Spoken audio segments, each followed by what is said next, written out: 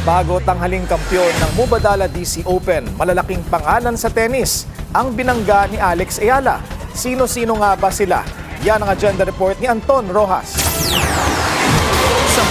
Maraming rising stars ang dumadaan sa WTA Tour. Pero iba ang ginagawa ni Alex Ayala. Isa-isa niyang pinabagsak ang ilan sa celebrated names ng women's tennis para makumpleto ang isa sa historic tournament runs sa kasaysayan ng Philippine sports. Pinakamalaking statement win ni Ayala sa katatapos na Mubadala Open ay ang pagpapatumba kay Naomi Osaka. First career face-off ito ni Ayala kay Osaka, ang 4-time Grand Slam champion at dating world number 1. Sa kabila ng matinding accomplishment ni Osaka, hindi ito nagdulot ng pag-aalinlangan kay Ayala. Ginamit ng Pinay tennis superstar ang kanyang aggressive return game, malinis na ball striking at matatag na mental game para talunin si Osaka sa straight sets, 6-4, 6-2. Ang panalo laban kay Osaka ang naghatid kay Ayala sa kauna-unahang WTA 500 final ng kanyang career at nagpatunay na kaya na niyang makipagsabayan sa mga pinakamalalaking bituin ng women's tennis. Pero hindi si Osaka ang kaisa-isang nabiktima ng historic run na ito ni Ayala.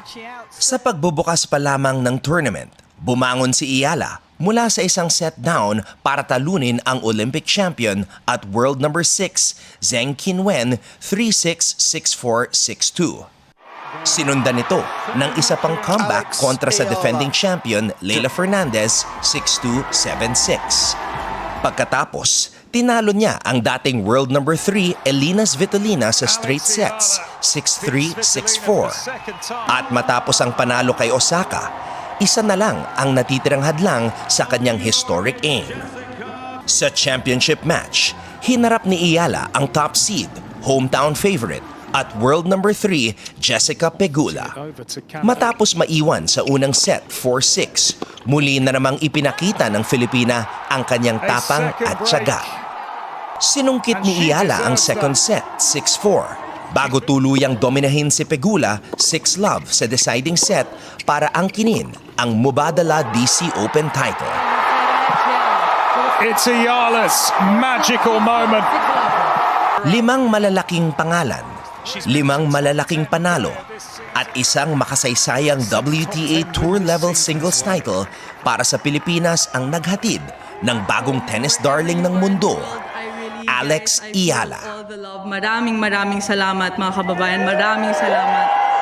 Para sa agenda, Anton Rojas, Bilyonaryo News Channel. Manatiling nakatutok sa Bilyonaryo News Channel, sumubaybay sa aming social media accounts at mag-subscribe sa aming YouTube channel para sa mga eksklusibong balita at storya.